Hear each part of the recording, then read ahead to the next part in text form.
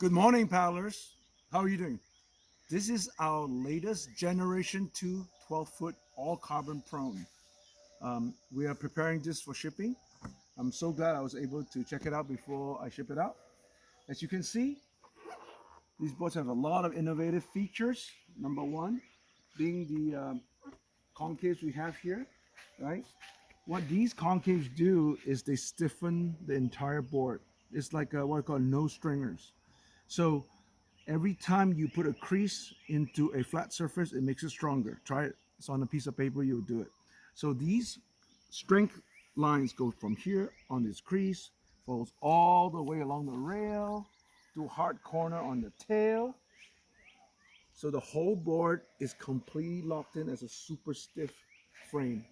Now, these cutouts allow you to really bury your shoulder in so that when you paddle, you can get a longer stroke without tipping the boat over. But it doesn't matter because of our bottom concaves. It allows for tremendous secondary stability. But we'll get to that when we talk about the bottom. Your water bottle holders here. And you notice, as unlike most prones, the well is not down there. It's the pad comes all the way on the top. I always thought, why don't we build an integrated chin rest into the board itself? This does add a little bit of volume to the board, but it doesn't affect the performance of the board. Instead of having this, which is the usual thing to do, basically is that. We still supply this. You can still use this if you really want to cant it forward. But technically, this board, you really don't need a chin rest if you don't want to, right? So this is an option, right? So you can also get your weight over it, and you can get a deeper cut. The board actually paddles narrow because of the arm cutouts. And this tail is very streamlined tail. Frankly, I love the way outrigger canoes can turn so easily. I know it's a foot pedal. So this is a much more streamlined tail, so your tail is a lot more maneuverable when you're surfing, quartering left and right, especially in a 12-footer, right? You're gonna surf it in closer crest. This is so much more efficient. All these work together to work with the bottom. And let's go down to the bottom. So let's look at the bottom. What's different with it? So this is what I mean by when you're paddling and you lift the board, your stroke's correct. The width of the board when you plane up high is going to move from this width, which is on this board is 20.1 inches. It'll move to about 14 inches, right? So a narrow hull that you travel in is going to be a lot faster. Look at what we call the flow through concave. Water, air enters in through this way, shoots right through. So there's less drag. And if you're tending to wobble the board because the water's choppy or you want to put, so if the board wobbles like that, it will catch on the secondary chain. Most boards are rounded bottom. It's like rolling a log. A log doesn't catch, it keeps rolling. So, and if you really need the frontal ventral fin, because it's extreme wind conditions, then you can put a small fin here to help with lateral stability. Most guys don't need it. Definitely you don't want to use it when you're surfing left and right hard. But this is only for extreme conditions where you're on a practice run or you're in a race with it. You know it's crazy 20-mile winds on the side, one way or the other. This 3-inch FCS2 fin will help you stabilize the board just like that. It makes a huge difference. So when you're thinking about drag, most boards that are rounded bottom sits in the water. It's a 100% wetted surface area. When this board planes up, it will be mostly at most 40% wetted surface area because most of the board is out. The less drag, the faster. It's that simple. For the same amount of effort, you can go a lot faster. Not only that, this is a hard rail, the whole length of the board, right? So that if you do surf it quarter hard, this rail will bite and bite, right? And you can control the board a lot better. However, even better, these features are basically kind of stringers because every hard crease, make a corner like that, is basically 1, 2, 3, 4, 5. These are all points of strength. If you take a piece of paper and put 5 folds in it, suddenly that piece of paper is a lot stiffer because of the creases. The only thing is, most people don't do this is because finishing these creases are very difficult. Laminating a corner sanding a corner and then painting it and then buffing and polishing it, corners are very difficult. So it's much easier to do rails about this shape and to sand this way because it's handwork. So what's good for making the board easier is not necessarily good physics. So we vacuum bag this board every layer, twice or three times, depending what lamination. And these corners can only be achieved with very hard vacuum bagging. So understand why everything on the board, there's a reason. There's a detail to everything. And I forgot to mention, the kick pads are there for you to lock yourself onto the board.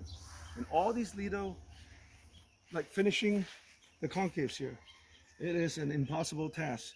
You cannot run a sanding buffer on this. This is all has to be done by hand, right? The amount of care and labor needs to go into this is astronomical. So I just want you to understand what you're getting when you're getting a Hyper Hawaii all carbon board. It is truly unobtainium. Thank you. Board is super light. It's ridiculously light, right? We could make it lighter. Come closer now. We could make it a lot lighter, right? But it won't be as strong. This board comes in at 20, 21 pounds.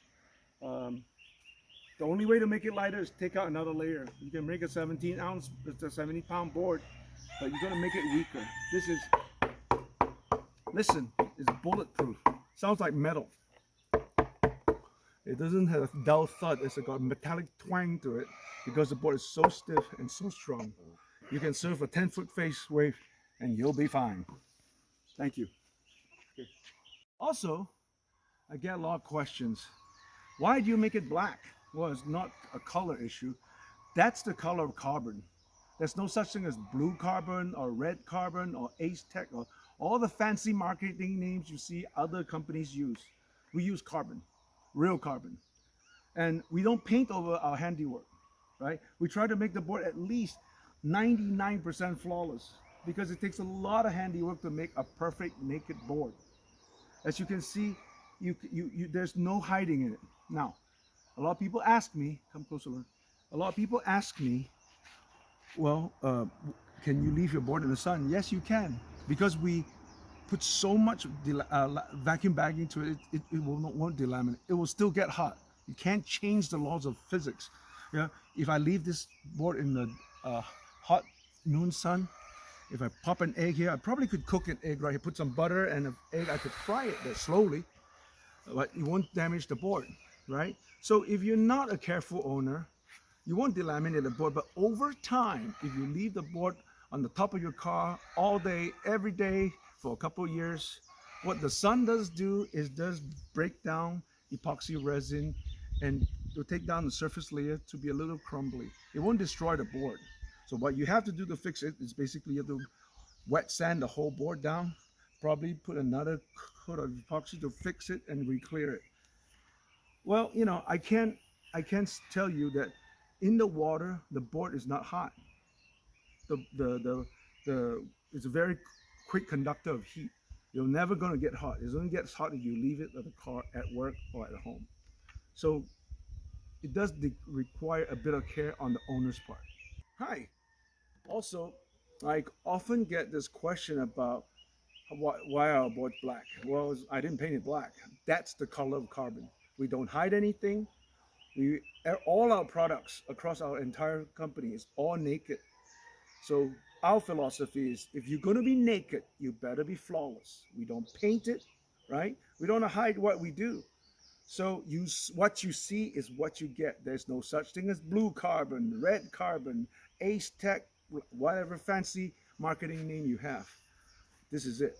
So the question is, doesn't it get hot? Yes, it does. It will get hot. And the real question is not that does it get hot, it's people are worried about delamination. So let's talk about that, delamination. We vacuum this board at least twice, maybe three times, once for every layer. So we make sure all the layers are super, bonded together. So no matter how long you leave in the sun, it won't delaminate. What you do when you leave your sun every day, 10 hours a day, every day in the sun, over time, the sun will degrade, just like your car. will degrade the epoxy resin that holds the matrix of the carbon fiber over time. It will start, the epoxy will start getting powdery, and you can probably feel it, right? And that's the time you know you need to refinish the board. It won't fall apart, it won't delaminate, but that's a few years down the road, right? So it's easy to fix. You don't have to match the paint. But if you want your board to stay pristine, this board will stay pristine for forever, 30 years, if you take the time to take care of it. Do you see that board back? We provide that board back. It's a incredibly protected board back. You can't scrape it. So, just like if you own a Ferrari or Lamborghini, right? It requires a careful owner, an owner that cares. So our boards, most of our board owners are extremely careful with their product. So good care will allow you to keep the board forever. Thank you.